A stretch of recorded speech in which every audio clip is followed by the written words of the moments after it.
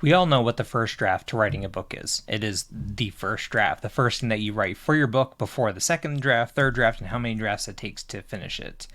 In this episode, I'm going to be talking about how I write my first draft and how I get through that process.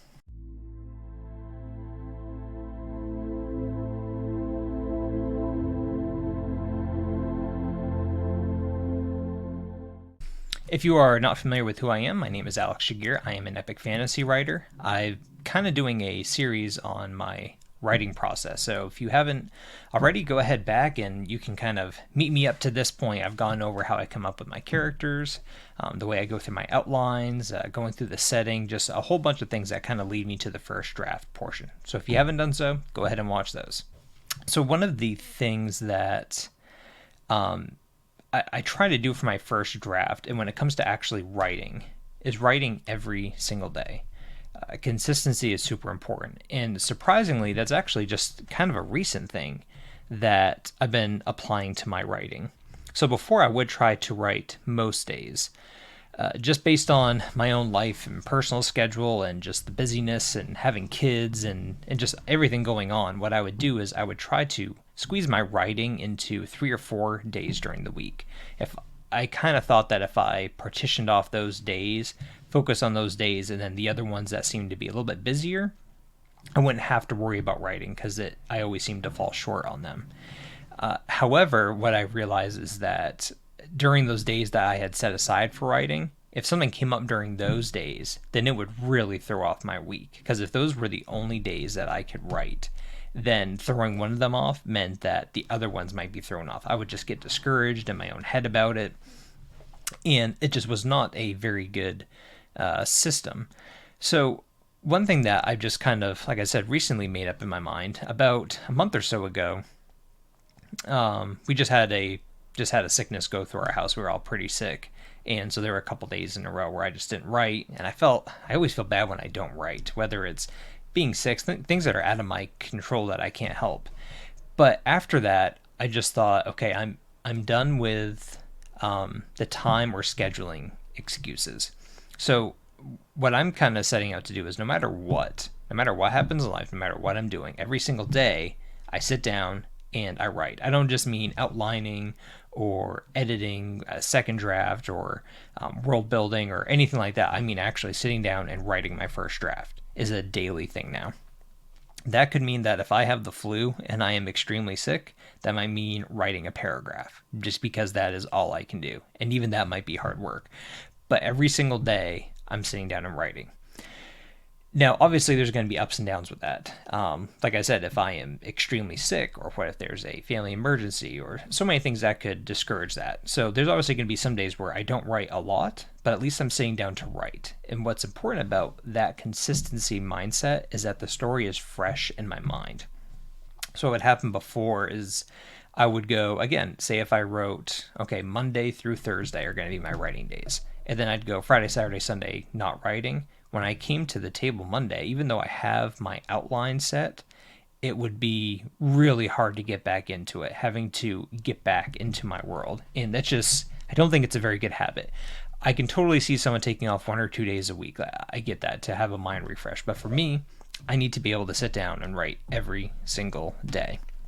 So aside from those days where I might be sick, only get a paragraph in, a half a page or whatever it is, what's kind of my normal writing goal during the day?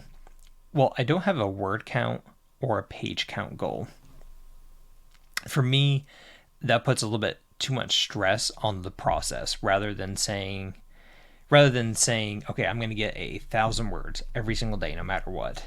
Well, what if it's a day where I'm really struggling to write? What if it's just one of those days where I have a mental block, it's tough?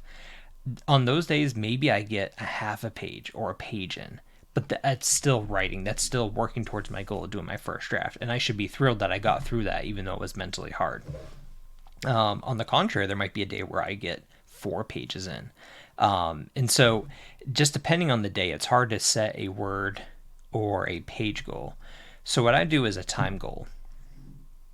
I strive for an hour every day. And again, aside from those kind of outliers, on a normal day, it's an hour. I I hate using the word force because I enjoy doing it, but I do force myself to sit down every single morning. It's usually before work. After I run some mornings. I sit down and I write for an hour. On a normal day, that typically gives me about probably 3 pages will be the average. I definitely get at least two, four as if I'm really on a roll. So somewhere around 3 pages, and 3 pages would be around 1,200 words or so. So that's my goal every day is an hour, no matter how little or how much it is. And again, on those bad days, I at least sit down and write a few sentences or a paragraph just to do it every single day. And it's kind of a challenge to myself too. I want to write every day. I don't care what I'm doing. So a year from now, I'm going to look back and say, over this past year, I wrote 365 days. So that's my goal on the process of writing my first draft. Now I want to kind of get into the actual writing of the first draft. So actually, the first draft, writing it, there's not much to it as far as I've already done the process of setting up for my first draft. Again, if you've watched my previous videos, it talks about me going through really detailed character outlining. Who are my characters? What do they look like? Their wants, desires, their needs, their personalities, how they interact together. All that's been established. And then also in my detailed outline, it basically provides me a synopsis of my book. So again, if I'm writing a 300-page book, my synopsis is pretty close to 30 pages, the outline portion of it.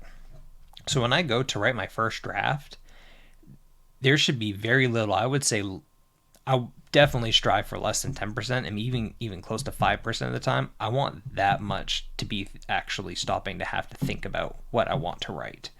That should be, obviously there's going to be natural changes that come up as I'm writing. I'm going to think about things to replace in my outline. Maybe I don't like it now that I'm writing it. All that is natural. But for the most part, I want to be able to come, sit down in the morning, look at where I left off the next day, look at my outline, and know, okay, here's exactly what the next 2, 3, 4 pages look like. Now I just need to write it. So really what it comes down to is just the prose at the end, me telling the story, how my writing is. And that's kind of the actual writing where it comes in. I want to focus on that rather than the thinking when I get to the table. I could get into the length of my books that they're going to be. That doesn't really affect though the process of my writing. At some point down the road, I'll be writing larger books, and so I'll just have to dedicate, instead of maybe an hour a day, slowly increase it to maybe an hour and 15 minutes, then an hour and a half. That's kind of long term though, but that won't affect the actual process at all of me sitting down to actually write the first draft. Well, I think that just about covers the first draft. I'll obviously be going over the next episode, no surprise there, the second draft. So I'll be covering that on my next writing process episode. Thank you very much for watching this. Please like and subscribe if you haven't. I'm looking for all the support that you guys want. If you like epic fantasy, you want to read it, and that's just what you love to do in life, then definitely subscribe to my channel. I'm excited to end up releasing my books shortly, and you can enjoy my worlds and my stories. Again, thank you for your support, and I will see you next time.